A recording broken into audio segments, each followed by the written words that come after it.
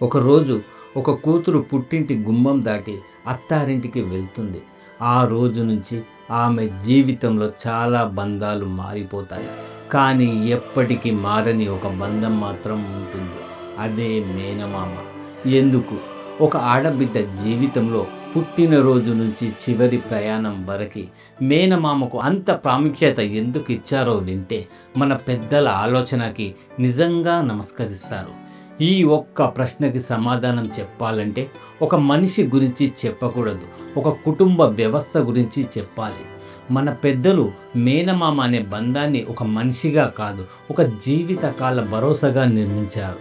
ఒక ఆడబిడ్డ పుట్టినరోజు నుంచి చివరి శ్వాస వరకు నువ్వు ఒంటరివి కాదు అని చెప్పే ఒక జీవించే ఆశీర్వాదంగా మేనమామను నిలబెట్టారు. అందుకే మన పెద్దలు తల్లిదండ్రులు లేకపోయినా మేనమామ బతికి ఉండాలని దీవించేవారు. ఎందుకంటే తండ్రి వంశం మనకి పేరు ఇస్తుంది, కానీ తల్లి వంశం మనకు అండగా నిలుస్తుంది. తండ్రి ఇంటి వాళ్ళు ఆస్తిని పంచుకోవచ్చు, కానీ తల్లి పుట్టింటి ప్రేమని నిస్వార్థంగా పంచేది మేనమామ ఒక్కరే. అమ్మ తర్వాత అంత ఆప్యాయంగా ఒరేయ్ అని పిలిచే హక్కు మేనమామకే ఉంటుంది. అందుకే మన పెద్దలు చెప్పిన మాట, తల్లి తర్వాత తల్లి లాంటిది మేనమామ ప్రేమ.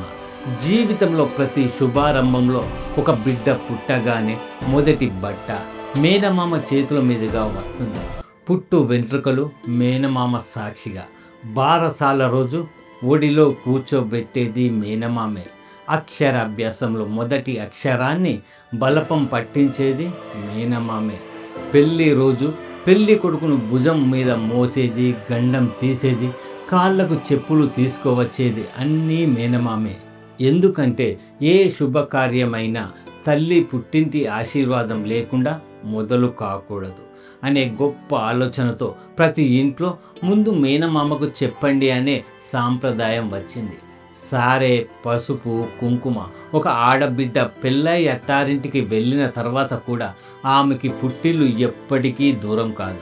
ప్రతి పండుగకి మేనమామ సారె తీసుకుని వస్తాడు. ఆ చీర కేవలం బట్ట కాదు, ఒక సందేశం. నువ్వు అక్కడ కోడలివైనా ఇక్కడ మాత్రం మా కూతురివే అని చెప్పే నిశ్శబ్ద ప్రేమ. పసుపు, కుంకుమ వస్తువులు కాదు, నీ సంతోషం ఎప్పటికీ నిలవాలని పుట్టింటి ఆశీర్వాదాలు. ఆ ఆశీర్వాదాలని తన చేతులతో తీసుకువచ్చే మనిషి మేనమామ. కానీ ఈ బంధం గొప్పతనం జీవితం చివరి క్షణంలో తెలుస్తుంది.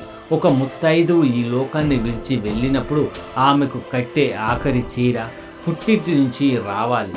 దాన్ని పుట్టింటి సారే, కడసారి చీర అని పిలుస్తారు. ఆ చీర తెచ్చేది మళ్ళీ మేనమామే. బతికినంత కాలం అత్తింటి కోడలుగా జీవించిన చివరి ప్రయాణంలో మాత్రం రా తల్లి, మళ్ళీ మా ఇంటికి రా అని పుట్టిల్లు తన కూతుర్ని ప్రేమగా సాగనంపుతుంది. ఆ ప్రేమను తన చేతులతో తీసుకొచ్చే మనిషి మేనమామ.